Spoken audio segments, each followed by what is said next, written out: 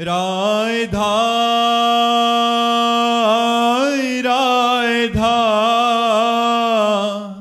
राधा राधा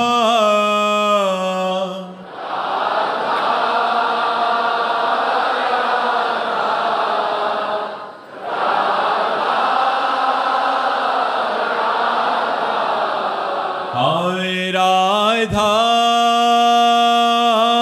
राधा राधा राधा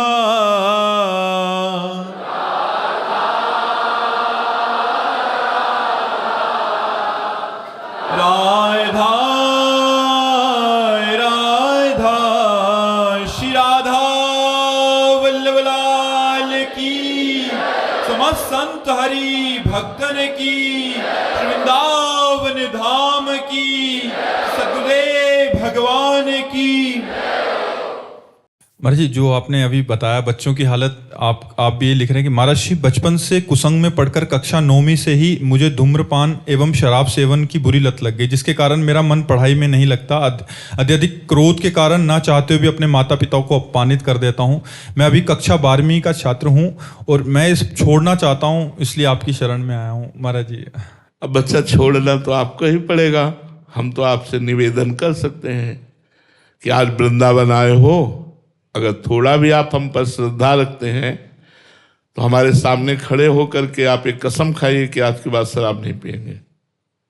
मैं आपके सामने खड़े होकर कसम खाता हूँ कि मैं आज के बाद कुछ भी शराब वगैरह, धूम्रपान या गलत चीज़ों की बहुत सेवन नहीं करूँगा। भगवान सहयोग करेंगे, भगवान सहयोग करते हैं। दूसरी बात, एक हमारी प्रार्थना मान लीजिए, रोज अपने माता पिता के चरण छूजिए। जी गुरु जी। छुएंगे? जी पक्का? पक्का। ठीक। तीसरी बात, आप हमारी मान लीजिए 24 मिनट राधा नाम जप करेंगे। जी। घड़ी से देखकर 24 मिनट एकांत में राधा नाम जप करेंगे। जी। इस समय आप जो मनावे धर्म के अनुसार करो कार्य और पढ़ाई करो, नशा न करना। 24 मिनट राधा नाम, रोज माता पिता के चरण छूना और कोशिश करो ब्रह्मचर्य नष्ट ना होने पावे। जब तक ब्याह ना हो, फिर आप देख लो आपका जीवन कितनी जल्दी उन्नतिशील हो जाएगा। ठीक है जी। चलो, भगवान की कृपा ना होती तो आप हमारे पास आते ही नहीं। भगवान की कृपा आप पर है तो उसका रसास्वादन कीजिए। ठीक है जी महाराज। हाँ, आज के बाद गलती करना मत। ठीक है? ठीक है महाराज जी आज बहुत सारे बच्चों की यही हालत है महाराज जी। काफ़ी जने आपको सुनते हैं महाराज जी, आपकी तरफ से निरंतर इस बात पे जोर दिया जाता है कि व्यसन से मुक्त हुआ जाए, माता पिता की सेवा। और बट महाराज जी बहुत ऐसा ही, ये तो एक उदाहरण था महाराज जी, ऐसे हजारों लाखों बच्चे महाराज जी इसी गर्त में जा रहे हैं। बचपन से ही स्कूल शिक्षा स्तर से ही, फिर कॉलेज में, फिर अब इसमें देखो, संत महात्माओं के प्रति पहले तो अश्रद्धा प्रकट कर दी गई है समाज में। कुछ फिल्में, कुछ सीरियल ऐसे बना दिए गए। दूसरी बात, कुछ ऐसी गंदी बातें हो गई जिससे संतों के प्रति अश्रद्धा हो गई। नौजवान लोग वही बातें देखते हैं।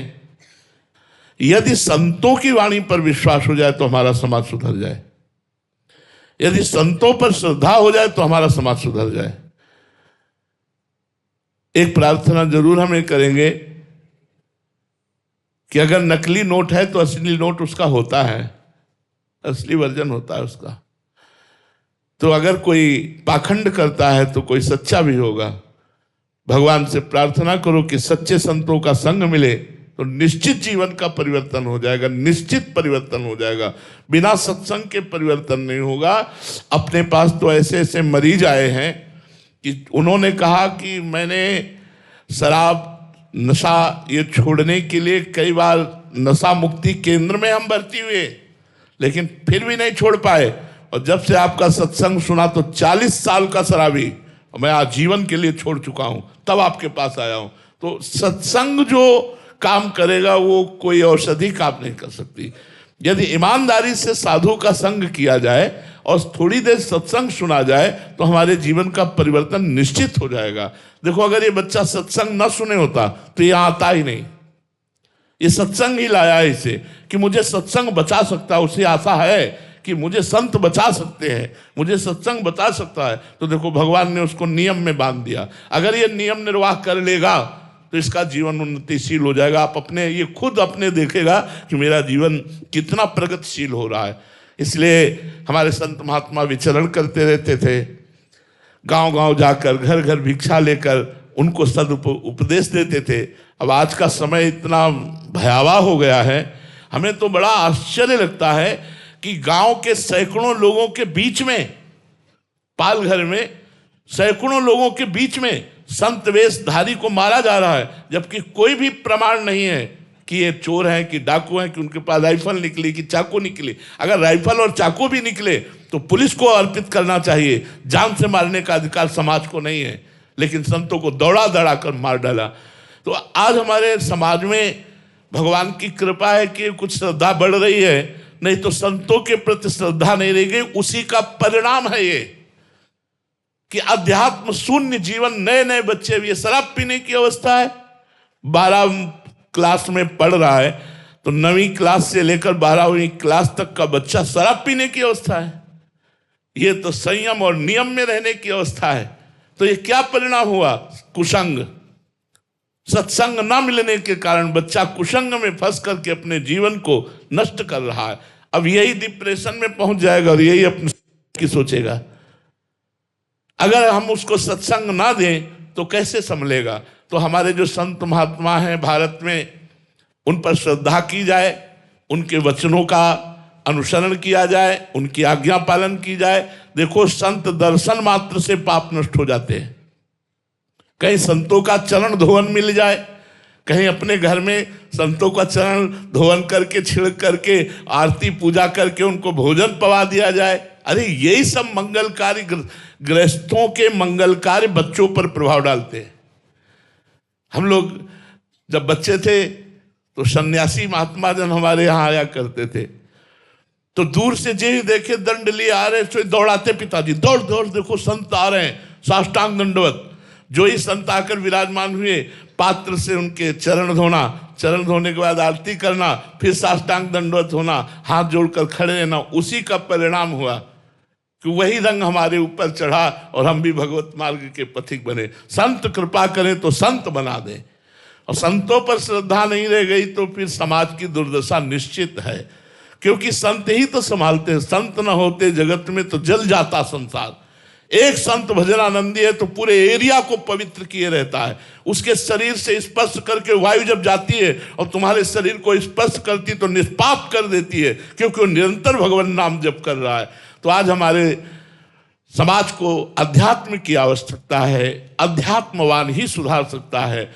संत जन भिक्षा मात्र पा करके और उपदेश करते तो समाज का कल्याण कर देते थे।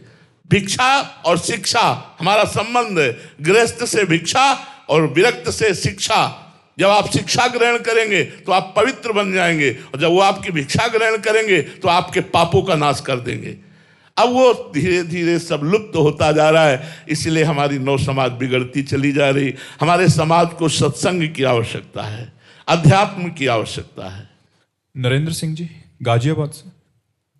राधा वल्लभ श्री हरिवंश महाराज जी, महाराज जी, संत समागम का असली अर्थ क्या होता है, और ये एक उपासक जो श्री जी की उपासना में लगा हुआ है उसके जीवन पर इसका क्या प्रभाव पड़ता है? समस्त कर्म शास्त्रानुकूल होने लगे, मन निरंतर भगवान के चिंतन में डूब जाए, परोपकार की भावना बढ़ने लगे, शरीराभिमान गलित हो जाए, स्वरूप बोध की तरफ चित्तवृत्ति हमारी लालायित हो जाए, ये है संत समागम का फल। संत संग अपवर्ग कर कामी भव कर पंथ। संत का सीधा संग मोक्ष पद प्रदान करने वाला है। महत्संगस्त दुर्लभो, ऐसे महापुरुषों का संग दुर्लभ होता है। अगर मिल भी जाए तो अगम्यो, निर्वाह करना कठिन होता है। अगर निर्वाह कर ले गया तो अमोघश्च, निश्चित भगवत प्राप्ति हो जाएगी। संत संग जब भगवान द्रवित होते हैं तब प्रदान करते हैं, और संत संग का फल है कि जितनी साधुता के सद्गुण हैं वो उसके हृदय में आ जाते हैं जो संत संग करता है। इसलिए भगवान से प्रार्थना करनी चाहिए कि हमें संत संग प्राप्त हो। भक्ति स्वतंत्र सकल सुख खानी, बिनु सत्संग न पावे प्राणी। चाहे भक्ति हो या ज्ञान हो या कर्मयोग हो, जब तक संत का संग नहीं होगा तब तक वो योगी नहीं हो सकता। वो भोगी नाना प्रकार के नानात्व में सुख ढूंढता हुआ भटकेगा, और जब संत संग मिल जाएगा तो वहीं से वो भगवत सन्मुख होना प्रारंभ हो जाएगा, और उसकी समस्त मनोविलासिता भगवान के चरणों में समर्पित होकर शांत हो जाएगी। यही संत संग का फल है। उत्कर्ष चंदेल जी हरद्वाई से। महाराज जी आपके चरणों में कोटि कोटि प्रणाम। महाराज जी आज्ञा समना सुसाहिब सेवा को कैसे पुष्ट करें? जब अपने आप को समर्पित कर दिया जाता है तभी ये बात आती है। अपने आप का माना हुआ देह, माना हुआ मन और मानी हुई बुद्धि जब सद्गुरुदेव या इष्ट देव के चरणों में समर्पित हो जाता है तो अब जोई कहें करें हम सोई, आयस लिए चले निज दासी, मन क्रम वचन त्रिशुद्ध सकल मत, हम श्री हित हरिवंश उपासी। अब जो आज्ञा होती है दास उसी आज्ञा का पालन करता है। बस उनकी आज्ञा के अनुसार ही जीवन हमारा चलता है। हमारी कोई कामना नहीं, हमारी कोई वासना नहीं, हमारा कोई कर्तव्य नहीं। हमारा एक ही कर्तव्य है, गुरु आज्ञा में, शास्त्र आज्ञा में, संत आज्ञा में, भगवत आज्ञा में अपने जीवन को समर्पित कर देना। ये तभी होता है जब देहाभिमान, बुद्धि और मन इन तीनों को समर्पित कर दिया जाए, तब होता है ये। और ये तीनों समर्पित होते हैं सत्संग से, नाम जप से, साधु सेवा से, संतों के चरित्र सुनने से, भगवत स्वरूप मानकर जगत की सेवा करने से हमारा हृदय निर्मल होता है। और निर्मल बुद्धि, निर्मल मन, निर्मल अहम ही भगवान को प्राप्त कराता है, मलिन नहीं। इसलिए सत्संग करो, नाम जप करो, पवित्र भोजन भगवान को अर्पित करके करो, दूसरों को सुख पहुंचाने की चेष्टा करो। किशोरी जी मुंबई से। राधा वल्लभ श्री हरिवंश महाराज जी। महाराज जी जीवन मुक्त होना, इसका भावार्थ क्या है महाराज जी? शरीर से राग न रह जाना, अंतःकरण से राग न रह जाना, स्वभाव से राग न रह जाना। स्वभाव कारण शरीर, अंतःकरण सूक्ष्म शरीर और ये पांच भौतिक स्थूल शरीर, जो तीनों शरीरों के राग से रहित है वो जीवन मुक्त था, है, रहेगा। वही अनुभव करना है। आत्मा कभी बंधन को प्राप्त हुआ ही नहीं, भ्रम से हुआ। तो जासु कृपा सब भ्रम मिट जाई, गिरजा सोई कृपालु रघुराई। वही भगवान गुरुदेव रूप से जब उपदेश करते हैं तो सब भ्रम नष्ट हो जाते हैं। भ्रम नष्ट होते ही जो है, जो था, जो रहेगा, उसी का अनुभव हो जाता है। और वो कभी बंधन युक्त हुआ ही नहीं, इसलिए वो जीवन मुक्त अवस्था को प्राप्त हो जाता है। ऐसा कहा जाता है, बकाया वो जीवन मुक्त था, जीवन मुक्त है, जीवन मुक्त रहेगा। पर देहाभिमान में आसक्त होने के कारण वो अपने जीवन मुक्त स्वरूप को नहीं जान पाया, और जहाँ जाना तहाँ विदेह मुक्त हो गया, जीवन मुक्त हो गया, अविद्या मुक्त हो गया। इसी को मोक्ष पद भी कहते हैं। समीर महाजन जी एटा से। राधा वल्लभ श्री हरिवंश महाराज जी। महाराज जी यदि किसी उपासक को अपने इष्ट देव से भी अधिक संत प्रिय लगने लगे तो क्या ये बहुत बड़ी कृपा? ऐसा कहाँ होता है, ऐसा बड़ा मुश्किल होता है भाई। अगर ऐसा हो रहा है तो बहुत बड़ी इष्ट देव की कृपा है कि उसे संत प्राण प्रिय लगने लगे। ये तो बहुत बड़ी बात है, बहुत बड़ी बात है। इष्ट में प्रेम होना यद्यपि बड़ी बात है, लेकिन इष्ट देव के प्रेमियों में प्रेम होना ये बहुत बड़ी बात है। इष्ट एक ही है, सच्चिदानंद परमात्मा। उसे राम कृष्ण कहो, शिव कहो, हरि कहो, ब्रह्म कहो, जो चाहे कहो। ज्ञानी जिसे ब्रह्म कहते हैं, योगी उसे परमात्मा कहते हैं, भक्त उसे भगवान कहते हैं। तत्व तो एक ही है। उस तत्व से प्रेम करना और उस तत्व के प्रेम करने वालों से प्रेम करना, ये और दुर्लभ बात हो गई। ये अगर संत जन प्राण प्रिय लगने लगे तो भगवान की विशुद्ध कृपा हो गई। अब इससे बड़ी और कृपा नहीं होगी। वो संत कृपा करें तो भगवान के लिए रुदन प्रारंभ हो जाएगा। भगवान के लिए विकलता प्रारंभ हो जाएगी, ऐसा लगेगा मैं भगवान का साक्षात्कार किए बिना जी नहीं सकता। ये संत कृपा और भगवंत कृपा कि संत हमारे माई बाप से भी बढ़कर प्यारे लगने लगे। तुम्हें वो माता के पिता, तुम्हें वो बंधुस्थ सखा, तुम्हें विद्या द्रविणं, तुम्हें सर्वम मम देव देव।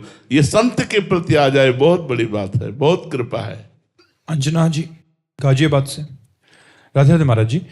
महाराज जी, क्या गुरु द्वारा शरणागति मिल जाने से शरणागति पुष्ट होती है या फिर दीक्षा के बाद गुरु वचनों पर चलने के बाद उनकी? हाँ, केवल कंठी और तिलक लगा लेने से शरणागति पुष्ट नहीं होती, गुरु के वचनों पर आजीवन चलने से वो शरणागति पुष्ट होती है।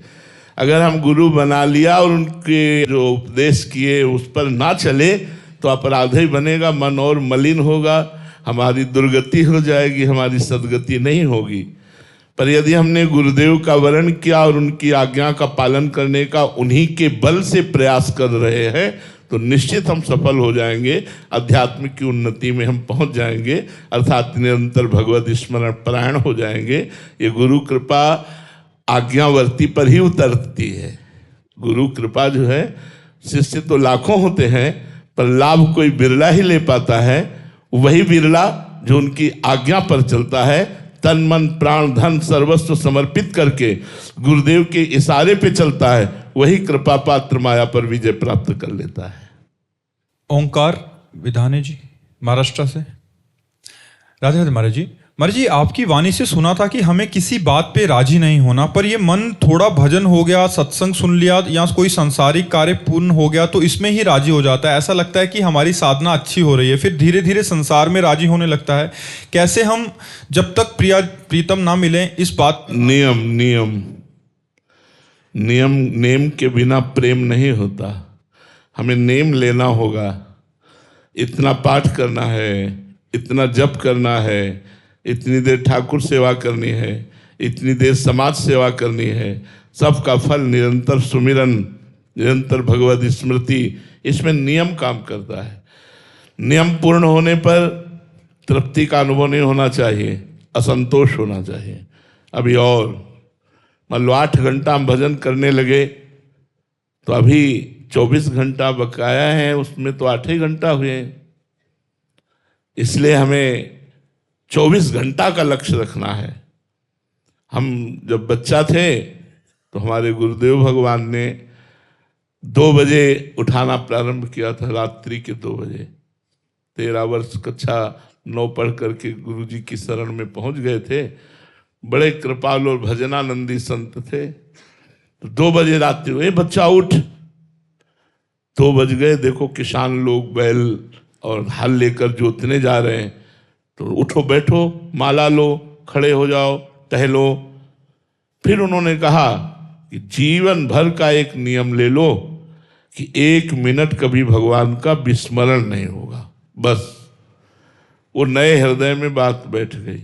तो आज तक संतोष नहीं है साधना में, आज तक ये तृप्ति नहीं हुई कि बस बहुत हो गया। रोज हृदय व्याकुल रहता है कि जैसा भजन होना चाहिए उस तरह का भजन नहीं होता, जैसी रहनी होनी चाहिए वैसी हमारी रहनी नहीं है। हे भगवान, कब ऐसी कृपा करोगी कि हमारे अंदर साधुता आवे, हमारे अंदर आपके लिए रोना आवे, तड़पना आवे, निरंतर भजन आवे। साधु का पूरा जीवन व्यतीत हो जाता है लेकिन वो कभी अपने में देख ही नहीं पाता कि मेरे में भजन है। भजन करते हुए भी भजन की अतृप्ति रहना, यही भजन का लक्षण है। भजन करते हुए भजन में तृप्ति का बोध हो जाना कोई अपराध बन गया। भजन करते हुए इतनी व्याकुलता बढ़ जाना कि रात दिन भजन करते हुए हम भजन ही मांगे, भजन के सिवा और कुछ नहीं। भजन से बढ़कर के कोई शुभ कर्म नहीं है, इसलिए हम किसी भी शुभ कर्म के लिए कोई संकल्प ना करें, निरंतर भजन परायण रहे।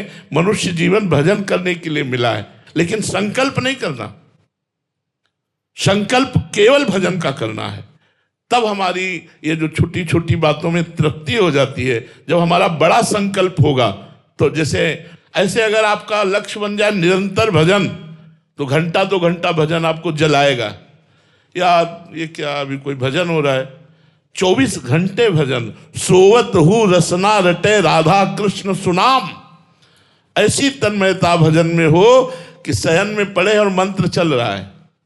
अगर कोई अच्छा उपासक जो भजन करता है वो हमारी बात को समझ रहा होगा कि वो शयन में लेटा भी है तो भी मंत्र चल रहा है, उठ के बैठ गया बिना प्रयास के मंत्र चल रहा है। रात दिन भजन में जो लगे रहे उनका लक्ष्य जब ये बन जाता है भजन, तब फिर तृप्ति नहीं होती, फिर अतृप्ति बढ़ती जाती है। वही अतृप्ति विरह बन जाती है, वही विरह भगवत साक्षात्कार का कारण बन जाता है। नीतू जी दिल्ली से। राधे राधे महाराज जी। गुरुदेव भगवान, आजकल देश के भविष्य बच्चे आपको श्रवण करते हैं महाराज जी। आपकी विनम्र प्रार्थना है कि आजकल रिजल्ट घोषित होने का समय है महाराज जी, मई जून, जिसमें बच्चे असफल होते हैं तो वो व्याकुल होकर या डिप्रेशन में आकर कोई भयावह कृत्य कर देते हैं। तो महाराज जी ऐसे में उनके अंदर आध्यात्मिक बल या इस स्थिति में वो क्या सोचें कि उनका। देखो, पहली बात तो होती है हम फेल तभी होते हैं जब हम अपने विषय पर अभ्यास नहीं करते।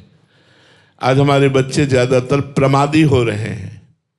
मोबाइल, व्यसन, व्यभिचार, ये तीन बातें हमारे बच्चों में, नौजवानों में बहुत जोर से अपना प्रभाव दिखा रही हैं। मोबाइल में गंदे दृश्य देखना, मोबाइल में समय नष्ट करना, घंटों उसी में लगे रहना, खिलवाड़ करना, और कोई न कोई नशा करने लगना, कोई न कोई बॉयफ्रेंड गर्लफ्रेंड जैसी ऐसी गंदी बातें हृदय में धारण कर लेना। तो व्यभिचार और व्यसन और ये व्यर्थ समय नष्ट करने के कारण, अपनी पढ़ाई में एकाग्रता ना होने के कारण हम फेल होते हैं। हमारे प्रश्न जितने भी होते हैं वो हमारे अध्ययन किए हुए विषय के ही होते हैं।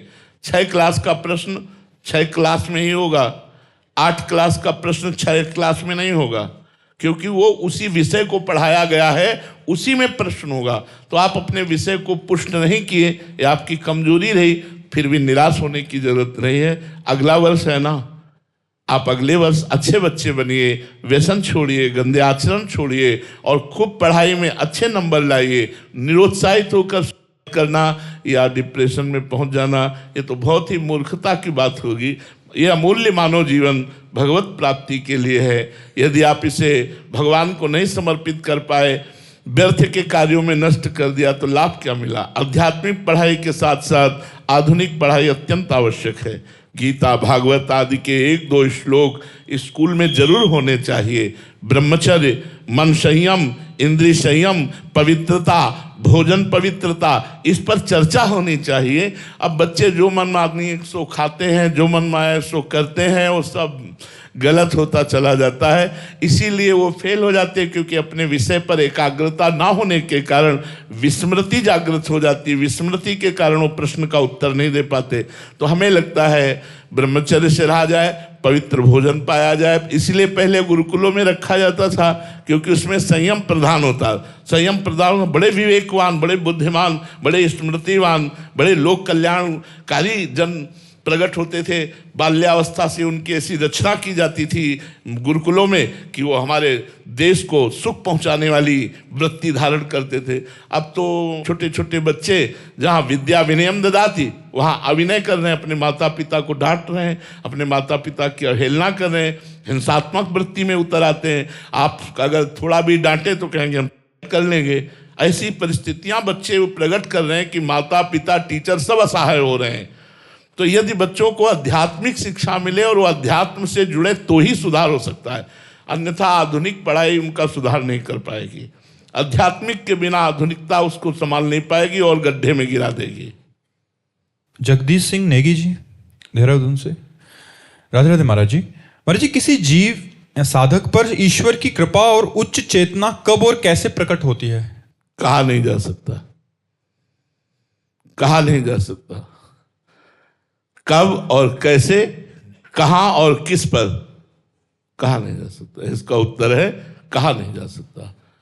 पता नहीं दया निधान कब, कहां, किस पर, कैसे रीझ जाए और कैसे कृपा हो जाए।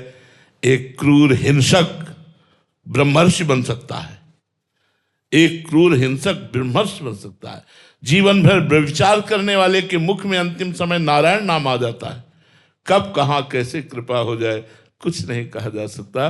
कृपा के लिए कोई विधान नहीं है, कोई संविधान नहीं है। वो कब, कहां, किस पर हो जाए, बस यही अहेतु की कृपा का यही चमत्कार है।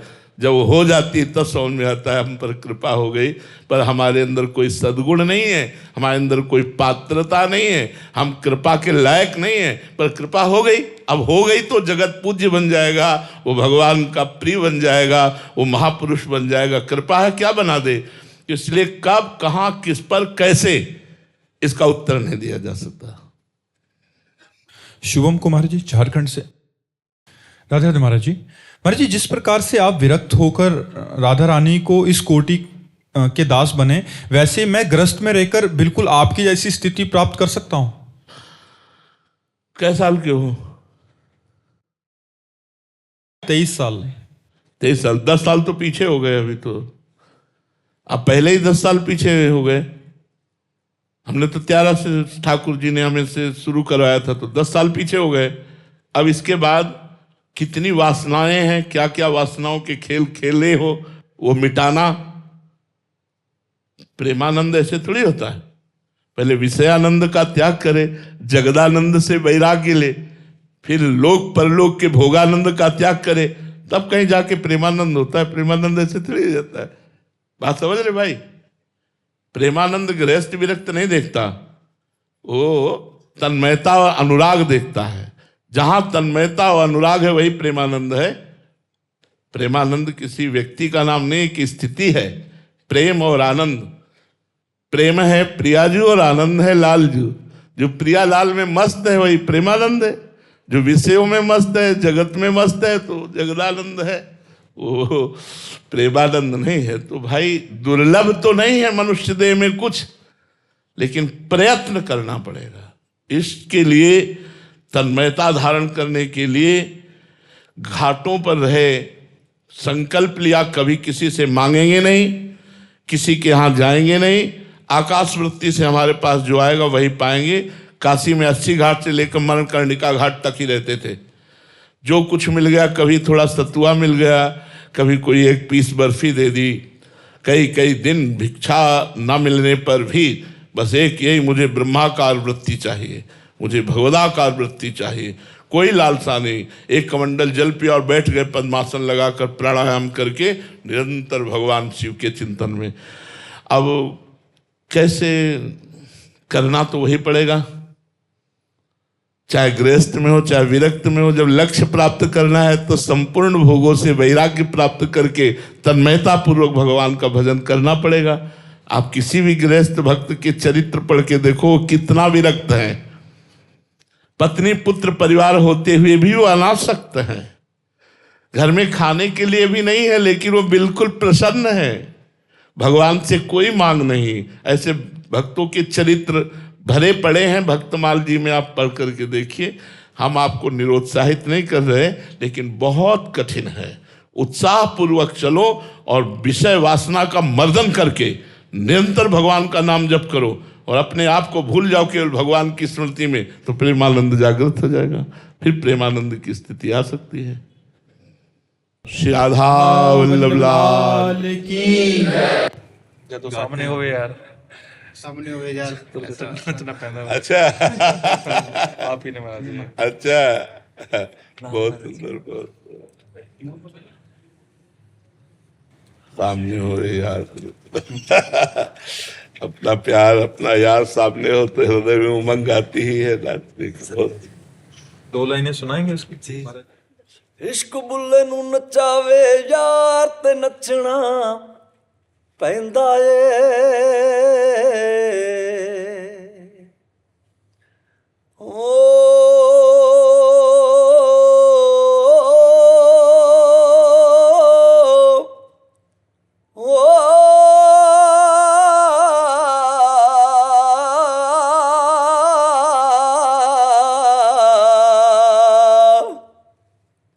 इश्क बुल्ले नू नचावे यार ते नचना पैंदा ਏ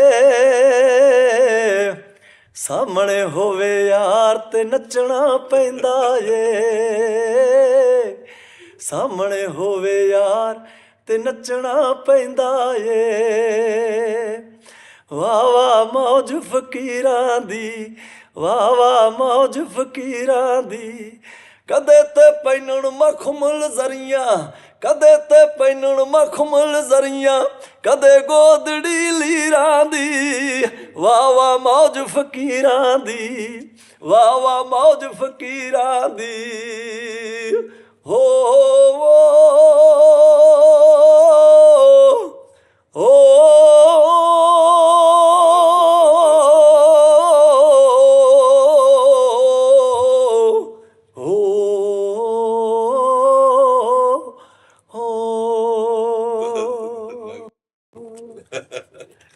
आवाज में दम है, करुणा है, बहुत सुंदर है।